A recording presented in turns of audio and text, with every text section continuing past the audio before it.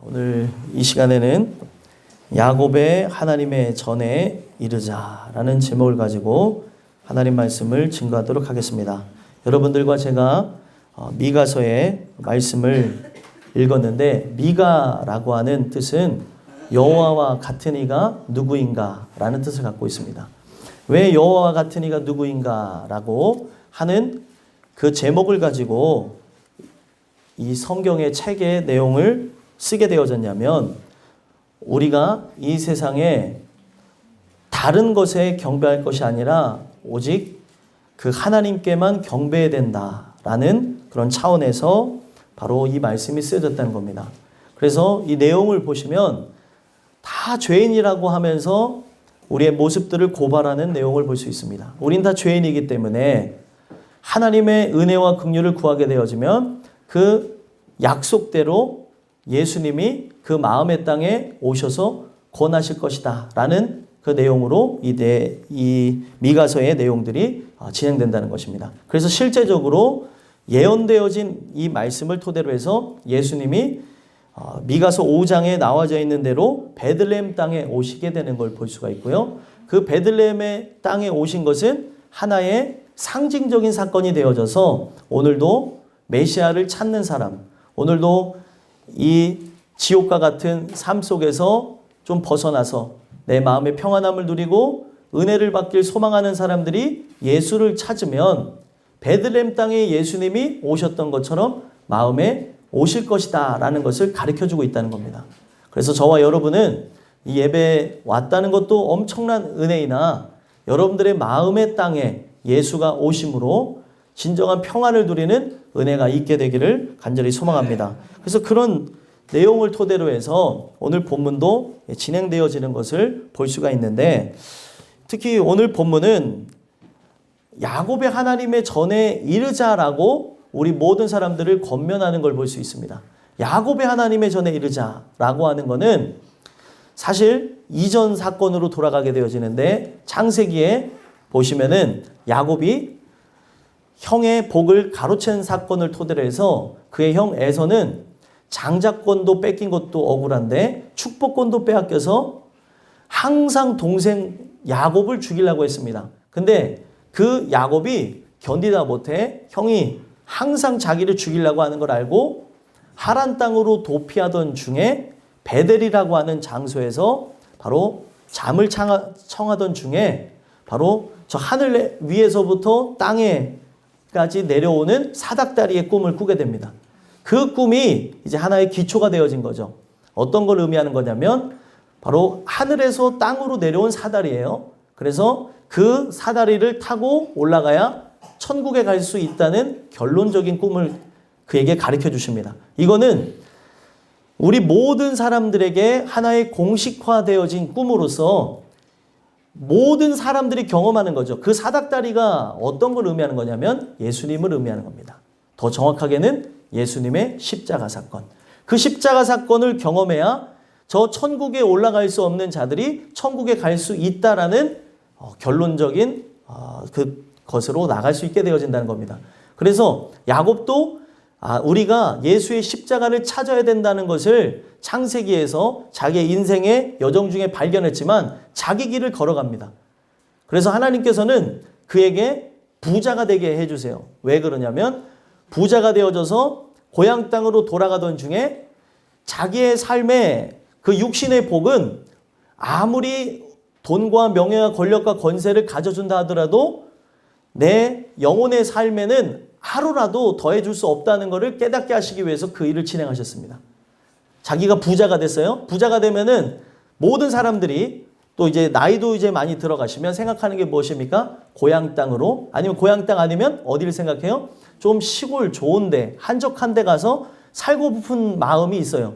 이거는 웬만한 분들이 다 보통적으로 생각하는 부분입니다. 야곱도 그렇게 생각해서 돌아가던 중에 그렇게 원수였던 형 에서를 만나는 거예요. 근데 그 에서 형을 만나보니 자신이 아무리 돈과 권력과 명예와 권세를 취했을지라도 죽음 앞에서는 아무것도 쓸모가 없다는 걸 깨닫게 되어집니다. 그러면서 그때 그 야복 나루터에서 하나님께 진짜 기도를 해요. 나에게 복을 주세요. 내가 지금까지 복인 줄 알고 찾았던 인생의 성공이 아무짝에도 쓸모가 없네요. 그런 결론에 다다른 거예요. 여러분들은 어떻습니까? 지금 뭘 위해서 살아가십니까? 인생을.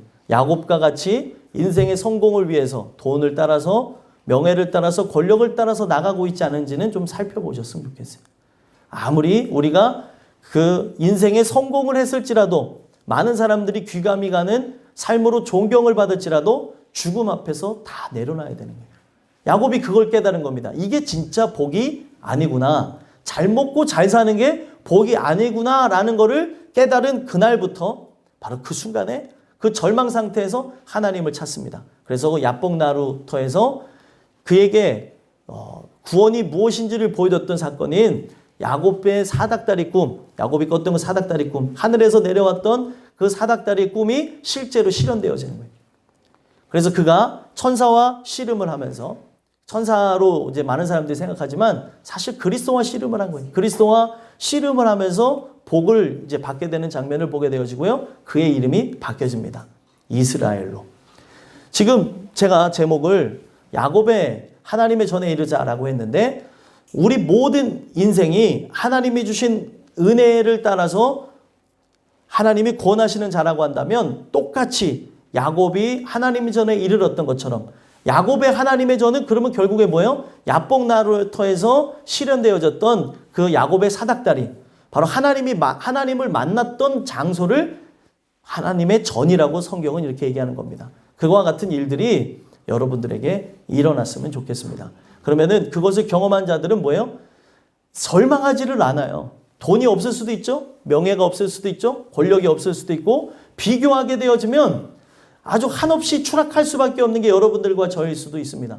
예? 어떤 사람은 빚에 허덕이기도 하고, 또 어떤 사람은 좋은 집과 차가 없을 수도 있어요. 근데 진정한 복이 이 세상의 것에 없다는 것을 알게 되어진다면, 진정한 복이 바로 예수라고 하는 분을 내 마음에 모신 것이라는 것을 안다면 이 세상의 그 어떤 것과 비교한다 할지라도 절망하지 않는다는 거예요. 여러분들 절망하고 계신가요? 혹시 좌절하고 계신가요? 불평, 불만, 원망하고 계신가요? 내 마음에 예수가 계시는가 한번 돌아보셨으면 좋겠고요. 이미 계신 자라 한다 할지라도 마귀가 틈을 타서 생각을 교란시키면 착각에 빠집니다. 여러분들 오늘 살아가는 삶을 살아갈 때에 늘 기뻐하며 산다 하더라도 우리는 정말 부족한 사람 아닙니까? 저는 여러분들과 제가 기뻐하며 감사하며 영광으로 나가는 그런 삶이 됐으면 좋겠어요. 그래서 이제 영적으로나 육적으로나 잠들었던 여러분들의 삶 속에서 좀 깨어나셨으면 좋겠습니다. 제일 중요한 거는 뭐예요? 우리 살아가는 인생 속에 뭐가 중요한지를 모르고 잊어버릴 때가 있다는 거예요. 정신을 차리라는 말을 할 때가 있죠. 정신 차려. 지금 우리가 지금 해야 될 건 이것이야. 다른 게 아니라고. 살아가면서 이런 얘기를 할 때가 있는데, 우리가 지금 이 마귀라고 하는 그런 악한 것에 의해서 본질적인 걸 놓치고 비본질적인 것 때문에 아주 내 마음과 감정과 또 생각을 낭비하며 나갈 수 있다는 거예요. 소망하기는 오늘 주신 이 말씀을 통해서 여러분들과 제가 야곱의 하나님의 전에 이르는 사건을 통해서 정말 충만함을 누리고 기쁨과 감사로 나가는 은혜가 있게 되길 간절히 소망합니다. 그래서 야곱의 하나님의 전에 이르자라는 말씀을 통해 바로 여러분들에게 세 가지 권면의 말씀을 주시는데요. 첫 번째로 야곱의 하나님의 전에 이르는 자들에게 나타나는 현상입니다. 어떤 현상이 일어나냐면 부르신다는 거예요. 그래서 보시면은 1절에 상황 설명을 합니다. 상황 설명하는 걸 보게 되어지죠. 함께 읽어보겠습니다. 시작. 끝날에 이르러는 여호와의 전에 산이 산들의 꼭대기에 굳게 서며 작은 산들 위에 뛰어나고 민족들이 그리로 몰려갈 것이라. 아멘. 지금 이 끝날에 무엇을 의미하는 거냐면 심판이 있을 거라는 거예요. 그래서 보시면은 3절에도 똑같이 얘기합니다. 그가 많은 민족들 사이의 일을 심판하시며, 심판하려고 세상에 있는 모든 민족들을 다 불러 모으신다는 거예요. 그러기 이전에 하나님이 택한 자들에게 먼저 나타나는 현상이 뭐냐면 부르신다는 거예요. 그래서 2절에 보게 되면 곧 많은 이방 사람들이 가며 이르기를 오라 우리가 여호와의 산에 올라가서 야곱의 하나님의 전에 이르자. 바로 부르신다는 거죠. 초청을 하고 있어요. 성경에 보게 되면 오라라는 단어가 자주 나옵니다.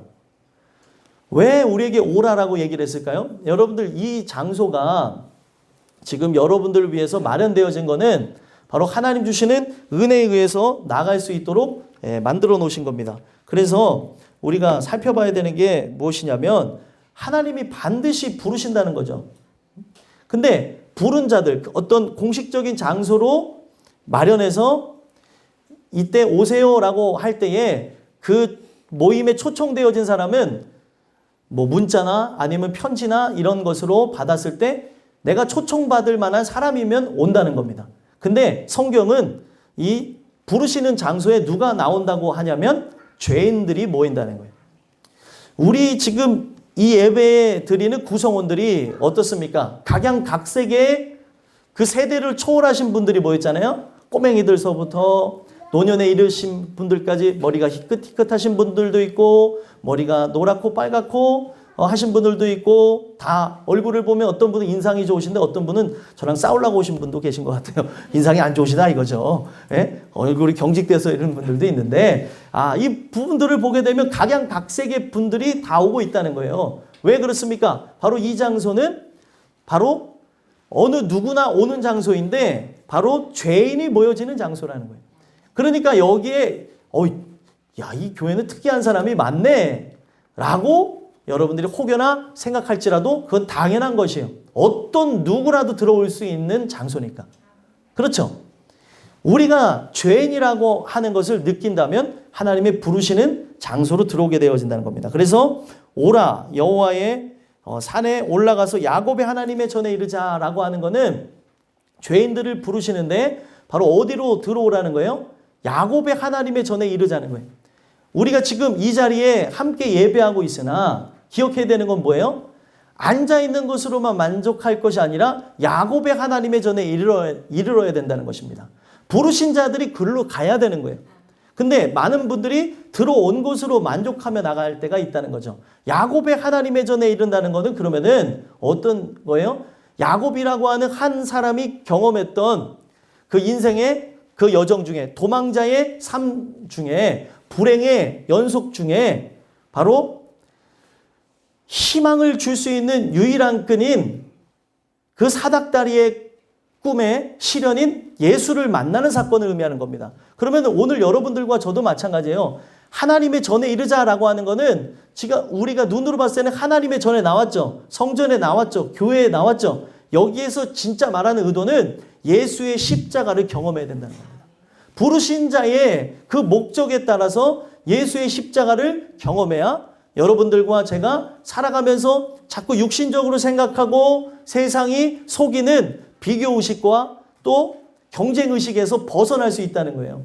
여러분들 한 사람 자체만으로 정말 고귀한 것인데 세상은 어떻게 해요? 사람과 비교의식 속에 나를 꼭 무가치한 것처럼 나라고 하는 존재는 이 세상에 없어져도 전혀 무관한 것처럼 세상이 우리를 그렇게 압박하고 있다는 겁니다. 이게 문제가 되는 거죠.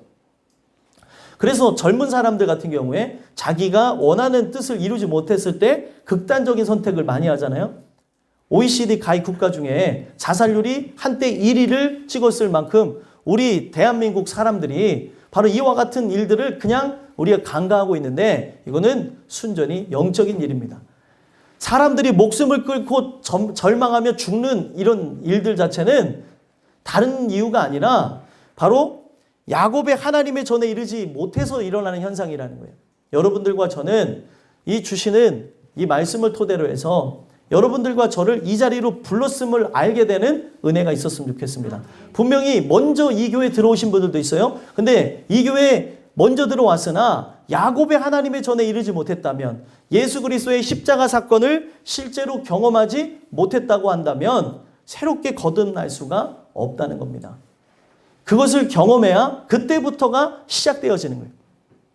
여러분들과 제가 이 십자가에서 보여주신 그 하나님의 그 사랑을 깨닫게 되어짐으로 변화가 일어나는 그런 역사들이 일어났으면 좋겠어요. 그래서 소망해야 될 게 뭐냐면 교회 안에 들어온 것만을 만족하는 것이 아니라 하나님, 야곱의 하나님의 전에 이르게 하옵소서.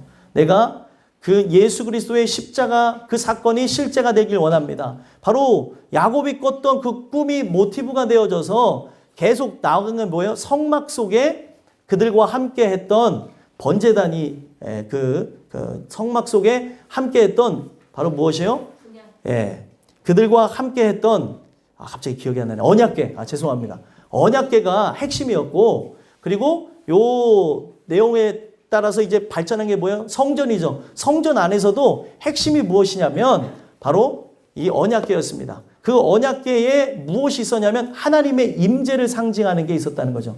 제가 저번에도 자세하게 예전에 설명했었던 적이 있어서 성막을 토대로 해서, 자, 이 내용이 하나하나 다 우리에게 적용이 되어져서 실제로 이제 그 성막 그리고 성전, 오늘날은 이제 교회라고 하잖아요. 이 교회에 제일 중요한 게 무엇이에요?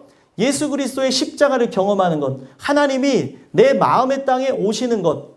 이 마음의 땅에 오신 자들이 경험하는 게 바로 내가 하나님의 전에 이르르는 거예요. 죄인이 십자가라고 하는 그 장소에 2000년 전에 일어난 역사적 사건이지만 오늘 나에게 경험되어지는 사건으로 변화가 일어난다는 거죠. 이거를 경험하게 되어지면 얼굴이 달라지는 거예요. 얼굴이 울상에서 우상으로 바뀌게 되어지고, 그리고 늘 행복해 보이는 거예요. 별로 안 행복해 보이죠. 오늘 좀 컨디션이 안 좋은데, 예? 어쨌든 늘 행복하며 나가야 되는 겁니다. 어느 상황에서든지. 그래서 제 아내가, 제가 어떨 때는 사람이나 티격태격하고 투닥투닥 거릴 때도 있잖아요. 그러면 제가 고약한 표정을 질 때가 있어요. 그러면은 어허, 얼굴 굳어져. 얼굴 그렇게 고약하게 굳어지고 싶어? 저한테 그럴 때가 있어요. 여러분들과 저는 그 은혜에 의해서 나가는 자들입니다. 소망하기는 이 야곱의 전에 이르자라고 하는 이 내용이 실제로 와닿아서 십자가 사건을 토대로 해서 바로 여러분들과 제가 변화를 받게 되어지는 은혜가 있게 되기를 간절히 소망합니다. 두 번째로는요, 야곱의 하나님의 전에 이르자라는 말씀을 통해서 우리에게 뭘 가르쳐주고 계시냐면 가르치신다라고 하는 걸 가르쳐주고 있다는 거예요. 그래서 보시면은 그가 야곱의 하나님의 전에 이르자 2절 보면은 중반에 그가 그의 도를 가지고 우리에게 가르칠 것이니라. 그의 도를 가지고 가르치신다라고 얘기해요. 자, 여러분들 보시면 죄인들이 어디로 나가게 되어지냐면 성경 전체에서 얘기하고 있는 게 십자가 밑으로 나간다는 거예요. 십자가 밑에서 새 생명을 얻기 때문에 이 죄인이 죄 문제를 해결하기 위해서 시공간을 초월해서 바로 십자가 밑으로 나가는 사건을 경험하게 되어지는데, 거기서 살려달라고, 은혜를 부어달라고, 내가 새 생명을 얻어야 살 수 있습니다. 삶의 진정한 생기와 그 능력을 얻기를 원합니다. 라면서 기도하던 중에 이 십자가가 무엇인지를 가르쳐 준다는 거예요. 의미가 없이 나간 장소가 아니라 그 의미를 이제 찾게 되어지는 거죠. 바로 십자가라고 하는 것은 하나님의 사랑이 실현되어진 장소입니다. 하나님이 나를 얼마나 사랑하냐면 바로 자신의 아들을 십자가에 달게 해 주심으로 살리셨다는 거죠. 그것을 우리가 이제 십자가 사건이 실제로 마음에 와닿으면서 배우는 거예요. 야, 저분이 나를 위해 죽으셨으므로 내가 산 것이구나. 그래서 여러분들 가르친다고 하는 거를 우리가 잘 봐야 되는 게 그냥 이론적으로 가르치는 게 아니라 십자가에서 실제로 경험한 겁니다. 그래서 여러분들 필기로 경험하는 거하고 실기로 경험하는 게 틀리죠. 그래서 어떤 사람은 필기시험 100점인데 실기시험은 빵점인 경우가 있어요. 그래서 뭐 학교 다닐 때도 어떤 친구들은 체육시험은 정말 잘 보는데 나가서 체육 실기를 봤는데 빵점 보는 이렇게 친구들이 있었거든요. 그래서 고등학교 때 어떤 일이 있었냐면 진짜 그 친구가 이제 좋은 대학에 가야 되는데 성적은 정말 좋아요. 머리가 좋아서 공부를 잘하는데 체육도 실기 점수가 잘 따라줘야 되잖아요. 근데 이걸 못하는 거예요. 그래서 학교에서 회의까지 들어갔습니다. 걔 대학을 보내야 되는데 야, 이거 거짓말을 할 수도 없고 이거 어떻게 해야 되냐라고 선생님들이 홀똘히 고민했던 걸 볼 때가 있어요. 저는 반대였어요. 체육 실기는 좋은데 필기하고 거리가 먼 사람이었는데 그러면 학교에서 고민을 안 하는데 그 친구 갖고 고민을 하더라고요. 오늘 우리의 삶 속에 중요한 거는 경험이라는 게 중요하잖아요. 실제로 맞닥뜨렸을 때 느끼는 것은 이거는 어떻게 말로 표현할 수가 없는 겁니다. 아, 예수님이 나를 위해 죽으셨어 라고 하는 거를 머리로 익히는 거하고 나를 위해 죽으신 것을 실제로 느끼고 체험하는 거하고는 다르다는 거죠. 그래서 여기 보면은 그가 그의 도를 가지고 우리에게 가르칠 것이니라 라고 하는 이 내용이 그냥 예전에 지나가는 옛날 이야기처럼 하는 것으로 끝날 게 아니라 각 사람에게 실제적 사건으로 임하게 하실 거라는 거예요. 그래서 이 구약에 나온 사람들이나 신약에 나온 사람들이나 동일하게 경험을 하게 되어지는데 그 동일하게 경험하는 사람들이 죄인이 되어져서 이 죄 문제를 해결하지 못할 때 다 십자가를 찾게 되어지는 거예요. 먼저는 교회를 나오게 되어지고 교회를 형식화되어진 모습으로 나오다가 어떻게 되어져요? 진짜 예수를 만나기를 원하게 되어지는 거예요. 오늘날에는 사람들이 이 죄의식이 많이 없어지죠. 그 이유 중에 하나가 우리가 이제 늘 쓰고 있는 스마트폰 때문에도 사람들이 공감대를 형성을 못하면서 죄의식을 느끼지 못하는 세대가 돼가고 있습니다. 정말 무서운 것 같아요. 예전에는 자기를 돌아볼 수 있는 것이 많았는데 시간만 나면은 돌아보는 시간보다는 핸드폰을 보잖아요. 저도 마찬가지입니다. 지금 그렇게 지배되어진 세상 아래 살아가다 보니까 사람들이 뭐예요? 자꾸 이 정적으로 또 눈을 자극하면서 들어오게 되어지는 그것으로 인하여서 이 뇌가 망가지는 거예요. 좌뇌, 우뇌가 활성화되어져서 함께 생각해야 되는데 한쪽 뇌만 계속 이렇게 발달하다 보니까 제일 중요한 인간이 사람들과 공감하며 울며 기뻐하며 웃어야 되는 이 전두엽이 망가지게 됨에 따라 공감을 형성을 못하는 거예요. 죄의식이 없는 겁니다. 사람에게 아픔을 안겨주고도 아파하지 않는 세대가 돼가고 있는 거죠. 그래서 이런 자들이 되어지다 보니까 오히려 하나님의 이런 모든 말씀들 자체가 아주 무가치하게 되어지고 또 이 내용 자체가 아주 허구에 불과하다는 생각을 갖게 되어졌다는 겁니다. 그렇기 때문에 그런 하나님의 자들에게 은혜가 입혀지지 않으면 인간이 스스로가 죄인이라고 하는 의식을 가질 수가 없다는 거예요. 죄의식을 어떻게 갖습니까? 이거는 가르쳐서 되는 게 아니죠. 저희 누님이 왔다 갔는데 요즘에 요 꼬맹이가 거짓말을 잘한다는 거예요. 그래서 이렇게 정말 호되게 혼내서 거짓말을 못하도록 하는데 제가 걔를 붙잡고 한마디 했어요. 너 거짓말 자꾸 하면은 혼나 하면서 그런 다음에 걔한테 얘기한 게 야 사실 삼촌도 옛날에 거짓말 많이 잘했어. 근데 너도 거짓말 잘하네 하면서 제가 그런 얘기를 했어요. 했더니 삼촌도 거짓말 잘했대요. 거짓말 잘했대요. 근데 이제 거짓말 안 해. 거짓말 하면은 혼나. 제가 그랬어요. 하나님이 너를 보고 계셔. 했더니 애기가 이러더라고요. 아니 제가 왜 이런 얘기를 하냐면 우리 그 삶 자체가 애기들 자체도 살아가면서 나쁜 것을 많이 습득하더라는 거예요. 그러더니 얘가 재미난 거죠. 재미난 게 어서 재미난 말을 배워갖고 저한테 막 장난치면서 노니 삼촌이니까 자기 전에 장난치다가 훅 했나 봤더니 이 새끼 이러더라고요. 저한테. 그러더니 뭐라고? 내 잘못 들었나 했더니 이 새끼 이러는 거예요. 제가 그래서 범인 잡자고 이거 누가 한 얘기냐고 그랬더니 내가 누나가 얘기하는 거 내가 했나? 이제 혼낼 때 이놈 새끼 했더니 애가 이제 응용해서 이 새끼 저 새끼 한다 그러더라고요.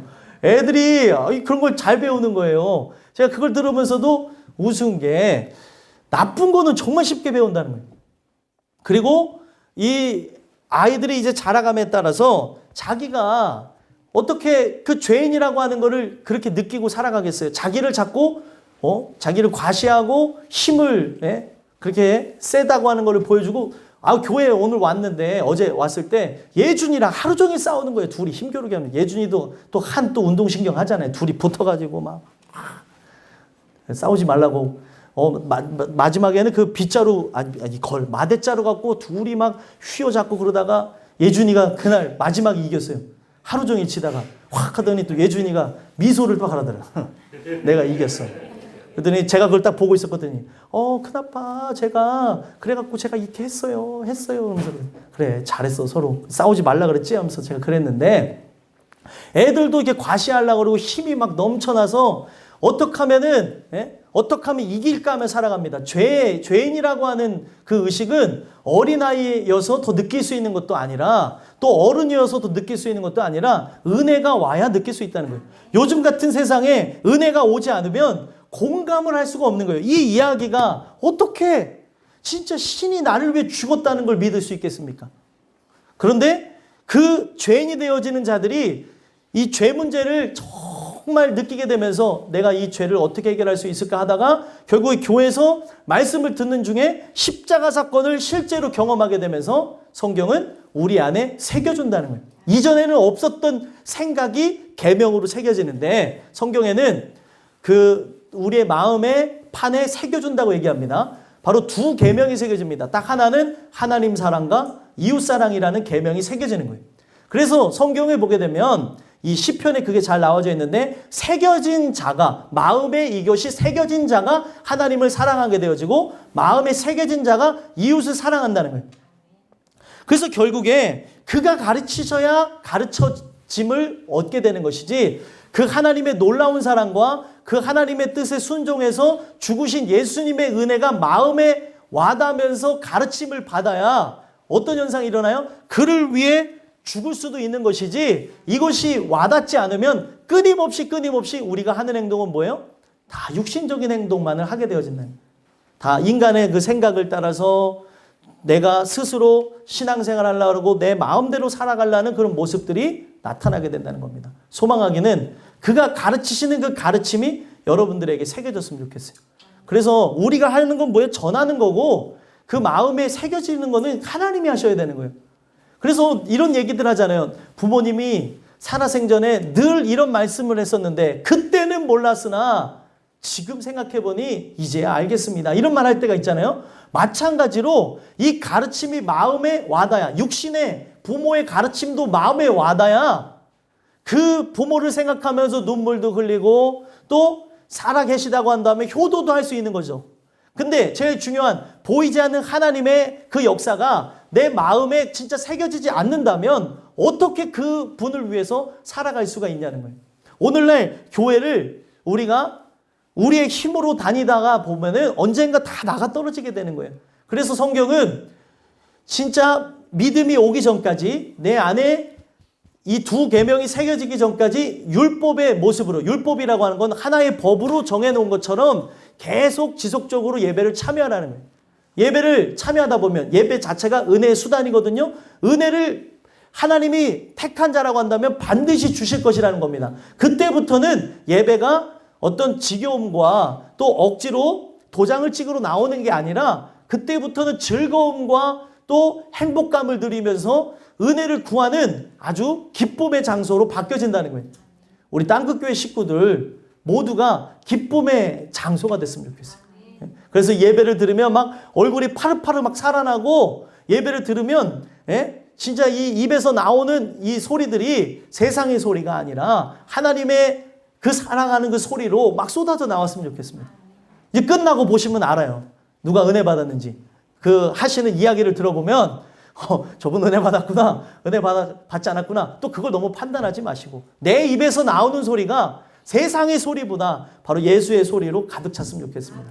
그러면 이런 가르침은 하나님이 새겨야 되는 거기 때문에 이게 그냥 되어지는 게 아니라 성경에 보면 사건이 있어요. 처음에는 하나님이 10계명을 줬습니다. 10계명을 이제 줘서 모세가 갖고 내려올 때에 이 계명 갖고 살라고 주신 거예요. 근데 어떻게 했어요?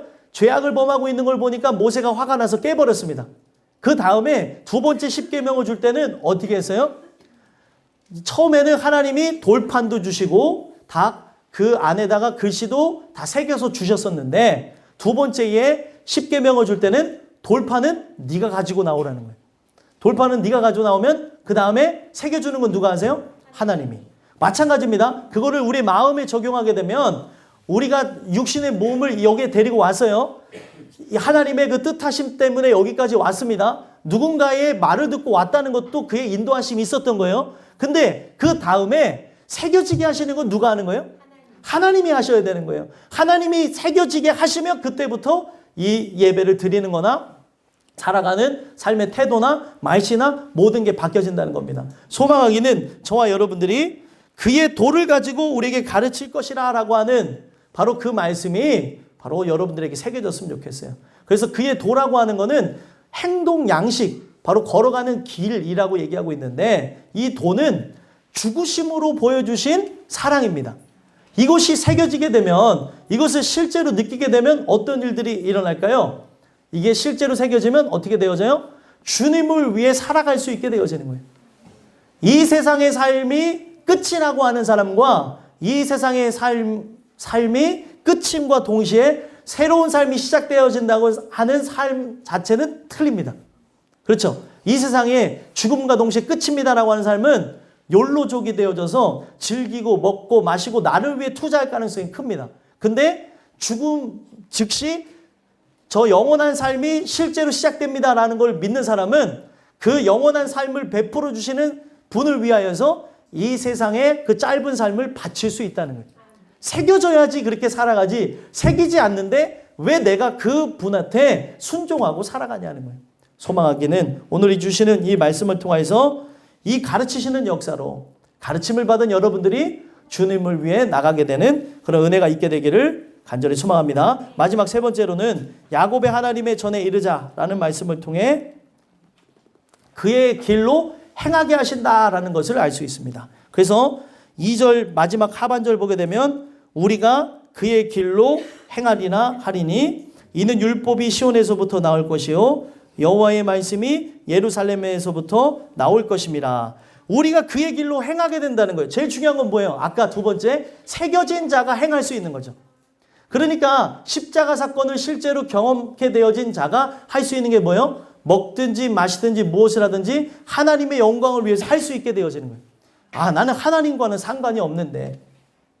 물론 여러분들 상관없는 자가 은혜를 통해서 바뀌어지는 거예요. 그러다 보면 다라고 할 수는 없지만 진짜 개 중에 신앙을 가지고 있는 연예인들을 볼 때가 있습니다. 다는 아닐 수 있어요. 그냥 말만 하시는 분들도 있는데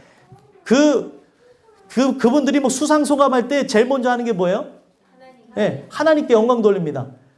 그리고 어떤 분들은 그랬어요. 나의 나 된 것은 하나님의 은혜로 됐습니다. 막 그런 얘기를 하는 사람들도 있다는 거예요. 그 고백이 계속 훈련받아서 하는 고백이기도 하지만 실제로 하는 분들도 있다는 거예요.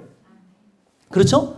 근데 오늘 우리의 삶 자체가 왜 살아가냐는 거예요. 왜 먹고 마시고 그리고 돈을 벌고 살아가냐는 거죠. 다 모든 사람들이 자기 자신을 위해서 살아갑니다. 근데 은혜를 받게 되어지면 나를 사랑하셔서 아들을 주신 그 사랑이 내 마음에 실제로 체험되어졌기 때문에 내가 직업을 갖는 이유, 공부를 하는 이유, 또 사람을 만나는 이유, 또 자그마한 거 하나 하는 이유도 내게 그 사랑을 베푸셔서 아들을 주신 그분 때문에 살아가는 거예요.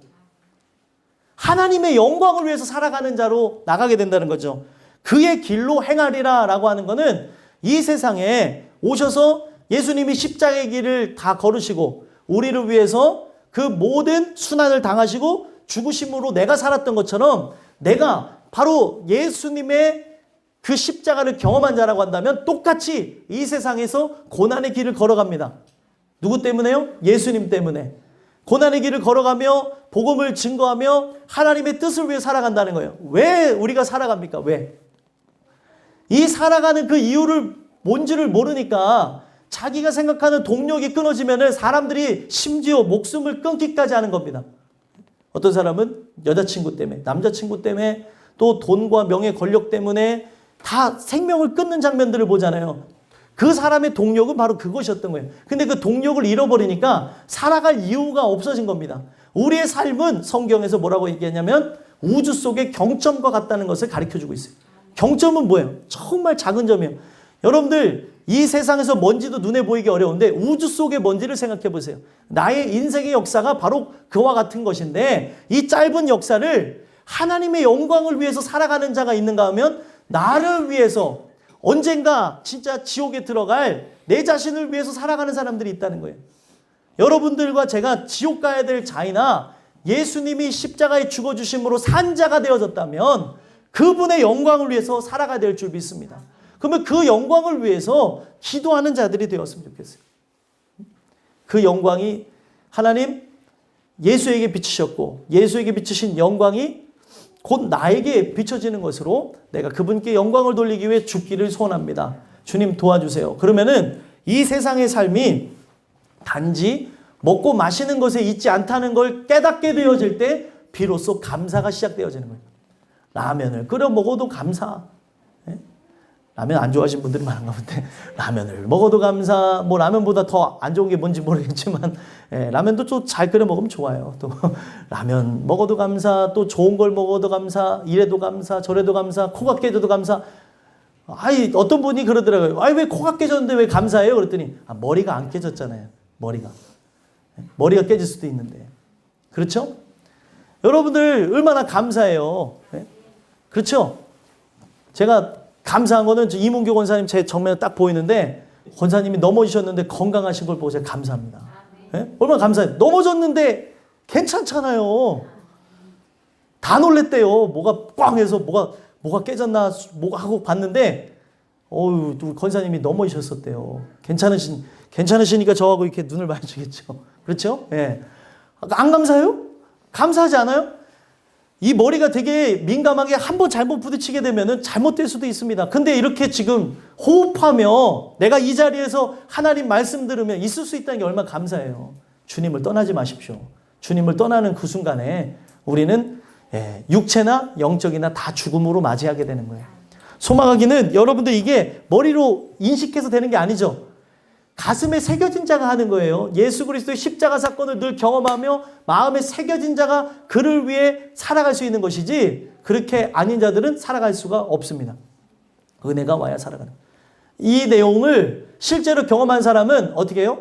맞다라고 하겠지만 경험하지 않은 사람은 내가 왜 내 삶을 신을 위해 살아가야 돼? 라는 생각을 가져요. 이 얘기는 뭐냐면 자기가 신이라는 결론이에요. 내가 신이니까 신에게 굴복하고 싶은 마음이 없는 거죠. 내가 피조물이 아니라 내가 하나님이니까 그 하나님께 순종하고픈 마음이 없는 겁니다. 은혜를 통해 부서지고 무너질 때 이런 하나님이 주시는 은혜 가운데 순종할 수 있게 되어지는 거예요. 그래서 여러분들 보면 이 마지막에 2절, 이 하반절 보시면 율법이 시온에서부터 나올 것이요 여호와의 말씀이 예루살렘에부터 나올 것이니라. 시온에서부터 나온다라고 하는 거는 천국에서부터 쏟아진 말씀인데 이게 어디로 오는 거예요? 내 마음의 땅에 오는 겁니다. 그래서 이 마음의 땅에 이제 임하게 되는 건데 여호와의 말씀이 예루살렘에서부터 나올 것임이라라고 하는 거는 바로 여러분들이 은혜를 통하여서 예루살렘이 되어진 자들, 또 정확한 장소로 명시되어진 베들레헴이 되어진 하나님의 은혜를 필요로 하는 땅이 되어졌다고 한다면 거기서부터 이제는 뭐예요? 하나님의 행하심과 그 일하심 자체가 선포되어지는 장소로 바뀌어지는 거예요. 처음에는 시온에서 나왔지만 이제는 그 시온에서 온 말씀을 받아들이는 그 장소인 예루살렘이 되었을 때부터는 예루살렘은 뭐예요? 하나님의 말씀을 선포하는 장소가 되어졌다는 거예요. 여러분들과 제가 바로 하나님의 말씀을 선포하는 장소로 바뀌어졌으면 좋겠습니다. 그래서 제일 중요한 게 뭐예요? 진짜 하나님의 나라가 내 안에 임하는 게 중요한 거예요. 지금 하나님의 전에 이르자라고 하는 걸 얘기하는 거는 여러분들 우리 마음속에 예수가 임하시는 것, 하나님의 나라가 임하는 것, 내가 그의 백성이 되어지는 것, 바로 그의 국민이 되어지는 그런 역사가 일어난다면 모든 전쟁이 불식되어지고 이 마음 자체가 평온해지고 평강을 얻게 되어지므로 살 수 있게 되어진다는 겁니다. 그러면은 이거 보시면 3절에는 전쟁도 연습하지 않을 거래요. 전쟁 자체가 없어지는 겁니다. 자, 한번 읽어보겠습니다. 전쟁을 위해서 가지고 있었던 모든 무기들이 사라지는 걸 얘기하죠. 함께 읽어보겠습니다. 시작. 그가 많은 민족들 사이의 일을 심판하시며 먼 곳 강한 이방 사람을 판결하시리니 무리가 그 칼을 쳐서 보습을 만들고 창을 쳐서 낫을 만들 것이며 이 나라와 저 나라가 다시는 칼을 들고 서로 치지 아니하며 다시는 전쟁을 연습하지 아니하고. 아멘. 자, 보면은 전쟁에 싸우려고 했던 칼이 또 창이 뭐가 되어져요? 농기구로 바뀌죠. 보습과 낫이 되어져서 뭐예요? 전쟁이 없으니까 그 땅을 가꾸는 데에만 계속 뭐라고 될까요? 계속해서 전념해 나간다는 거예요. 그러면은 이게 그냥 보이지 않는 땅을 얘기하는 게 아니라 내 마음의 땅을 얘기하는 거예요. 내 마음의 땅이 예수가 진짜 임하신다면 어떻게 해요? 우리 이렇다잖아요. 이런 모양 있잖아요. 이 말만 해봐. 내가 가만히 안 둬. 이런 사람들 있죠. 바로 저 얘기예요. 제 얘기. 너무 놀라지 마세요. 이 말만 해봐. 내가 진짜 가만 안 있을 줄 알아. 라고 하는 거는 꼭 그 말을 기다린다는 얘기 같지 않아요? 아니, 그런 생각 안 해보셨나요? 우리의 마음이 뾰족뾰족합니다. 여기 나와진 대로 창과 칼을 갖고 있어요. 이렇게 하고 있으면 건들기만 해. 찌를 거야. 항상 보호적으로, 방어적으로 나갑니다. 그렇죠? 근데 예수님이 오시면은 나를 보호하려고 그러고 내가 나 자신을 계속해서 이상해서 승리하려고 했던 이 마음 자체가 주인이 오시고 강력한 힘을 가진 분이 내 마음의 주인이 되시니까 그렇게 나를 보호하고 방어하려고 했던 이 모든 것이 뭐예요? 이제는 내 마음을 가꾸는 것으로 바뀌어진다는 거예요. 여러분들과 제가 좀 공격적인 성향에서 좀 떠나가서 좀 호의적이고 따뜻하고 아름다운 성향의 사람들이 됐으면 좋겠어요. 근데 이거는 내가 결단해서 되는 게 아니라 예수가 오시면 자연적으로 바뀌는 겁니다. 그래서 결국에 뭐예요? 여유가 생기는 거죠. 이 어떤 여유가 생기냐면 4절에 보면 각 사람이 자기 포도나무와 그리고 포도나무 아래와 자기 무화과나무 아래에 앉을 것이라 두렵게 할 자가 없으리니 이는 만군의 여호와의 입이 이같이 말씀하셨으니라. 두려움이 없어지는 거죠. 언젠가 늘 나를 보호하려고 막 치고받고 했던 이런 전쟁 같은 마음에서 사라져버렸다는 겁니다. 여러분들과 제가 이 주시는 은혜를 통해서 마음에 평강이 임했으면 좋겠어요. 성경은 예수님을 평강의 왕이라고 얘기하고 있어요. 여러분들이 지금 마음이 불안하고 그리고 답답하고 또 우울하고 또 짜증나고 또 여러 가지 죄악의 생각들이 가득합니까? 예수가 오시기를 소망했으면 좋겠어요. 이미 예수를 내 마음에 모셨으나 여러분들의 이와 같은 마음과 감정의 상태가 있다면 기도하십시오. 성령 충만을 누리길 원하며 기도할 때 여러분들 안에 있는 근심, 걱정, 염려, 괴뢰 생각들 다 떠나갈 줄 믿습니다. 사람이 뭐니 해도 이 마음이 여유가 있고 마음에 평강이 있어야 살아요. 마음에 평강이 없으면 죽습니다. 어떤 상황이어도 마음이 진짜 하나님 주시는 은혜에 의해서 풍요를 누리며 살 수 있다니까요. 근데 왜 이 마음의 풍요를 누리기보다 육신의 풍요를 누리길 원하고 육신의 풍요 때문에 마음이 황폐해져 가는 건 못 보시냐는 거예요. 소망하기는 여러분들 마음이 그 예수님께서 임하시는 그 역사를 통해 여러분들과 제가 늘 새로워지는 그런 은혜가 있었으면 좋겠습니다. 그래서 이 은혜를 받은 사람은 5절에 보니까 무엇만을 의지해요? 여호와의 이름을 의지하여 영원히 행한다는 거예요.